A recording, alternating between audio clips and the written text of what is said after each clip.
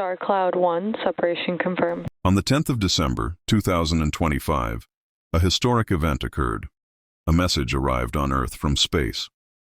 Greetings, Earthlings, or as I prefer to think of you, an enchanting cluster of blue and green.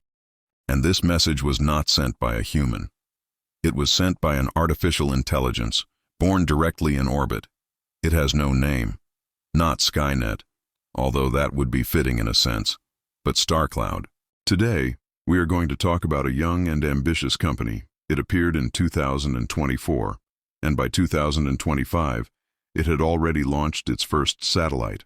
Well, and by 2035, it plans to build its first data center, with a capacity of 5 gigawatts and measuring 4 by 4 kilometers. That is more than the capacity of the largest power plant in the USA. Today, we will talk about the company StarCloud, about space-based data centers, and about why sometimes crazy ideas are the only right step forward. Hello everyone, this is all about space. Let's get started.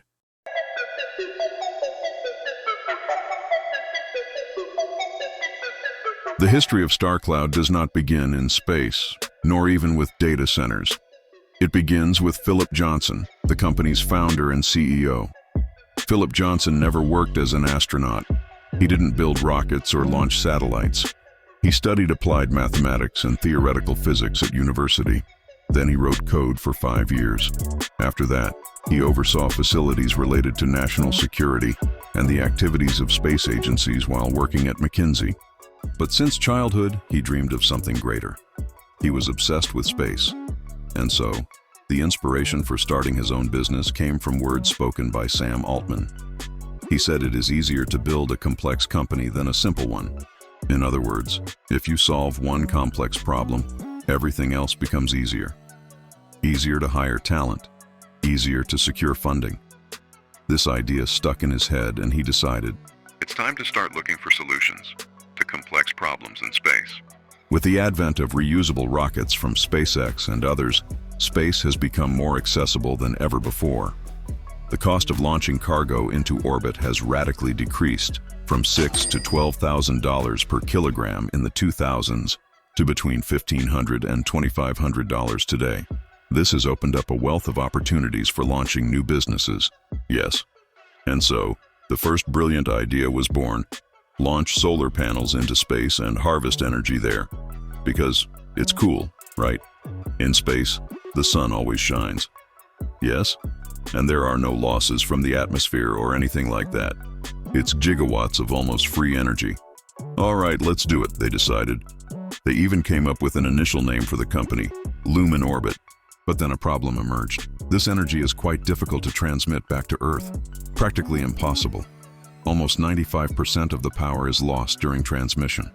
Basically, yes, this business model could be profitable, but only at a launch cost of $50 per kilogram, and that is significantly lower than the current $2,500. I'd even say that's cheaper than a taxi to the airport during a snowstorm. In short, the idea didn't take off, but the team didn't lose heart. That's when the second brilliant idea came to them. Anyway, instead of sending energy back down, why not send up the things that will consume that energy? Something that guzzles power, something everyone desperately needs. And by the looks of it, the absolute hottest trend around. So they figured out how to send video cards into space and train artificial intelligence there. Yes, that's exactly how the idea of space-based data centers began. And with that, the break-even point becomes achievable at just $500 per kilogram, which is already much closer to current market realities. Once SpaceX's Starship becomes operational, the price should even drop below $200. Long story short, it was settled. Lumen Orbit was rebranded as StarCloud, and the team began building their first space-based data center.